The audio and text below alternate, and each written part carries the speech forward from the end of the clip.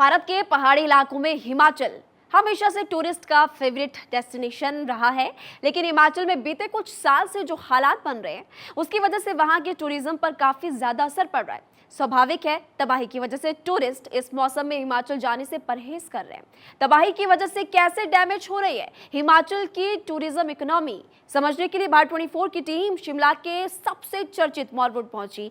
क्या कहते हैं वहां के व्यापारी और टूरिस्ट, आपको हम इस रिपोर्ट के जरिए बताते हैं। हिमाचल, जिसका एक एक हिस्सा दुनिया भर के पर्यटकों को दशकों से आकर्षित कर रहा है, लेकिन बीते कुछ सालों से मानो हिमाचल की वादियों को किसी की नजर लग गई हो। एक वक्त शिमला का जो मॉल रोड सालों भर पर्यटकों से भरा रहता था, वहां अब पहली सी भीड़ नहीं है। हालांकि स्थिति पूरे साल नहीं रहती, लेकिन बरसात के मौसम में पर्यटक अब शिमला जैसे शहरों का रुख नहीं कर रहे हैं। हम इस समय शिमला का दिल कहे जाने वाले माल रोड पर। ये वही माल रोड है जो कभी शाम के समय सटासट भरा रहता था। हालत यह होती थी कि सिर से सिर टकराता था, इतनी ज्यादा भीड़ होती थी। मैं अभी अपने कैमरामैन से कहूंगा, आपको दिखाएगा कि आज ये माल रोड बिल्कुल खाली पड़ा है, क्योंकि जिस तरीके से हिमाचल में प्राकृतिक आपदा आई है उसके बाद शिमला का रुख टूरिस्टों ने करना बिल्कुल बंद कर दिया है। आप देख सकते हैं कि सारी दुकानें बिल्कुल खाली पड़ी हैं।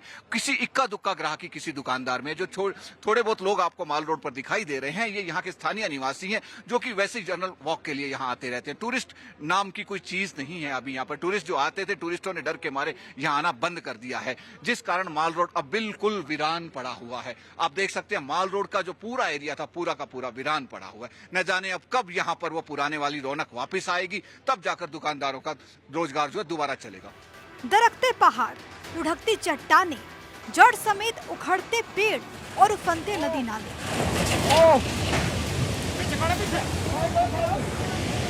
अब एक पुल पर पेड़ गिर गया।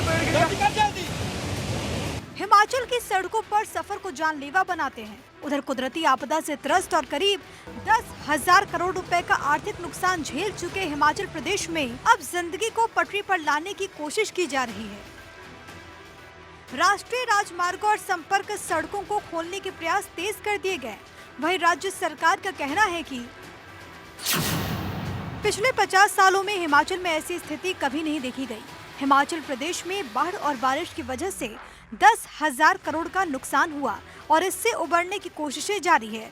हिमाचल की सड़कों और पुलों को हुए नुकसान 2,200 करोड़ रुपए के आसपास आका जा रहा है। केंद्र से राहत पैकेज की उम्मीद लगाए हिमाचल सरकार को 10 जुलाई से अब तक 830 करोड़ रुपए की मदद मिल पाई है, जबकि राज्य सरकार ने केंद्र से 2,000 करोड़ रुपए के बाढ़ राहत पैकेज की मांग की थी।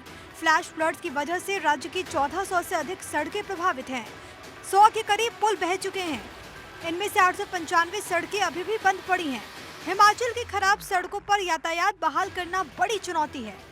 राज्य के पर्यटन, सेब और सामान उद्योगों को करोड़ों रुपए की चपत लगी। एक अनुमान के मुताबिक राज्य के कुल 6,000 करोड़ के सेब कारोबार में से लगभग 1,000 करोड़ रुपए के कारोबार को नुकसान पहुंचा।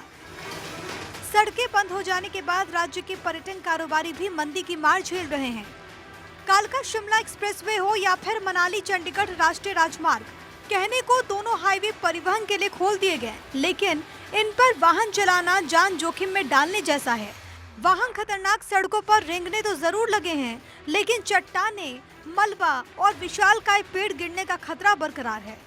इन सब के बीच मौसम विभाग ने 25 अगस्त के बीच 10 जिलों में भारी बारिश की चेतावनी जारी की। राज्य के ज्यादातर हिस्सों में पहले ही सामान्य से 157% ज्यादा बारिश हो चुकी है। हिमाचल में आई प्राकृतिक आपदा का असर होटल इंडस्ट्री पर भी देखने को मिल रहा है। होटल मालिकों का कहना है कि शिमला का पूरा व्यापार टूरिस्ट इंडस्ट्री पर डिपेंड है, लेकिन प्राकृतिक आपदा के कारण टूरिस्ट हिमाचल में नहीं आ रहे हैं, जिससे होटल इंडस्ट्री बर्बादी की कगार पर है। हम इस समय हैं शिमला का दिल कहे जाने वाले मॉल रोड पर। मैं अपने कैमरामैन से कहूंगा कि आपको मॉल रोड का वो नजारा दिखाएंगे। ये वो मॉल रोड है जो इस समय नेक टू नेक भरा होता था, लेकिन आज ये इसकी सड़कें बिल्कुल वीरान पड़ी हैं, दुकानें बिल्कुल खाली पड़ी हैं। हालत यह है कि दुकानदारों को कहना है सुबह से शाम तक बिल्कुल खाली बैठे रहते हैं, कई बार तो बोनी भी नहीं होती। दिन भर खाली बैठे रहने के कारण, क्योंकि आज का ये अगस्त का जो महीना होता है, इस समय यहाँ पर पीक पर होता है सीजन, क्योंकि अगस्त के महीने में छुट्टियां काफी होती हैं और टूरिस्ट काफी आता है। लेकिन जो प्राकृतिक आपदा आई है उसकी वजह से टूरिस्ट टूरिस्ट यहाँ ना के बराबर है। लोकल जो आपको यहाँ नजर आ रहे हैं थोड़े बहुत लोग, ये लोकल लोग हैं। माल रोड के कुछ व्यापारी हमारे साथ हैं, आइए उनसे जानते हैं कि इस समय जो माहौल चल रहा है क्या पहले कभी ऐसा हुआ था। इंद्र जी, आप मॉल रोड पे काफी लंबे समय से काम कर रहे हैं, इस समय जो माहौल चल रहा है, जिस तरीके का व्यापार है, क्या पहले कभी ऐसी विपदा में आपने देखा था ऐसा? जी बिल्कुल नहीं। मैं तो ये भी कहूंगा जो कोविड का समय था वो भी से बेटर था, क्योंकि ये दो कारण हैं। ये हमारा जो ये आजकल के दिन है, ये सेफ सीजन के दिन होते हैं, हमारी एप्पल की क्रॉप आती है।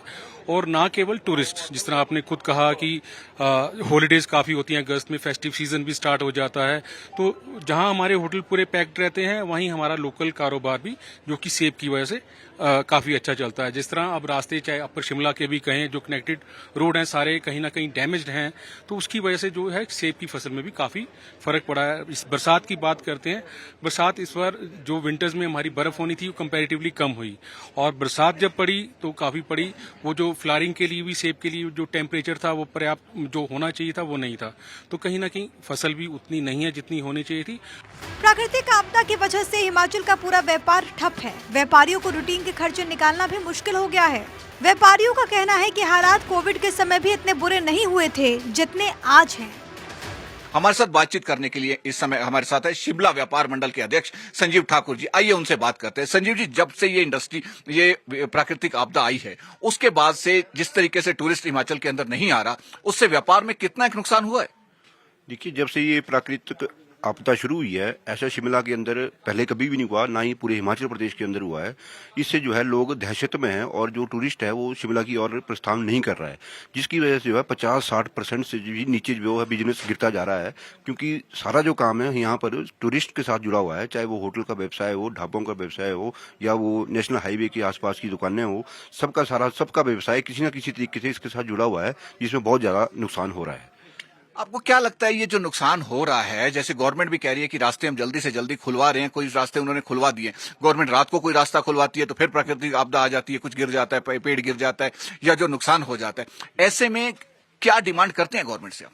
देखिए, हमारा तो गवर्नमेंट के साथ यही है कि जितनी जल्दी हो लोगों को जो है इस दहशत से निकालना चाहिए गवर्नमेंट को, क्योंकि गवर्नमेंट का भी इसमें नुकसान हो रहा है, एक्साइज ड्यूटी का है और कई चीजों का है, जिससे कि हमें तो फर्क पड़ ही रहा है, गवर्नमेंट को भी फर्क पड़ रहा है। और हम डिमांड करेंगे गवर्नमेंट से कि ऐसा कुछ माहौल नहीं है यहाँ पर कि जिससे कि टूरिस्ट ना आए। कोई दहशत यहाँ पे इतनी ज्यादा नहीं है, सिर्फ नेशनल हाईवे जो थोड़े से रुके थे वो शुरू हो जा चुके हैं, लेकिन लोग डरे हुए हैं। हमारा एक अपील रहेगी आपके माध्यम से भी कि लोग यहाँ पर डरे नहीं, हिमाचल सेफ है और शिमला भी बिल्कुल सेफ है।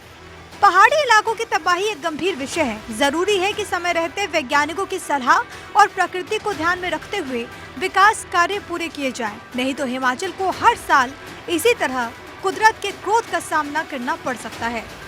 Bureau report, Bharat 24।